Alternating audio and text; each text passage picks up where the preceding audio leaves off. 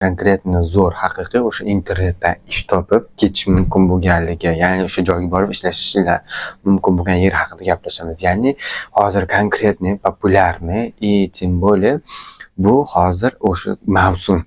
Bu Maldiv orollari haqida gaplashamiz. Bugun siz haqiqatan ham shu Maldiv orollariga borib, u yerda mehmonxonalarda ishlashingiz mumkin. Chunki o'zi bundan buyog'i sezon. Ya'ni turistlar kelishni boshlaydi, u yerlarga borib, o'zingizlar bemalol ishlashingiz mumkin. Mana shu videoni ostida mana shu Maldiv orollariga qo'yiladigan vakansiyalarni saytini qo'yaman. Sizlar bu yerga kirib, o'zingizlar haqinglardagi o'sha rezyume to'ldirasizlar va elektron pochta orqali jo'natasizlar. Xo'p, buning uchun sizlardan talab qilinadigan narsa o'sha o'zini talablari bor, work experience deyiladi, ya'ni ishlagan ish tajribangiz va ingliz va rus tillarida хотя бы muloqot darajasida so'zlasha olishingiz kerak.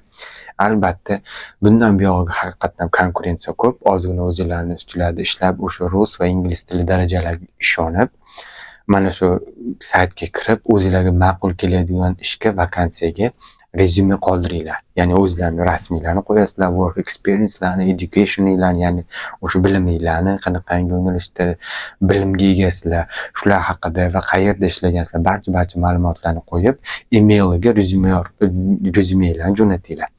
Sizlardan hech qanaqa pul ham talab qilinmaydi. Agarda ularga to'g'ri kelsanglar, ular sizlarga ответ berishadi.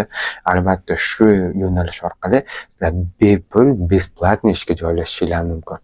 Harakat qilinglar va shunaqangi foydali ma'lumotlar uchun kanalimga obuna bo'lishni esdan chiqarmanglar. Hammaga rahmat kattakon. Ishinglarga rivoj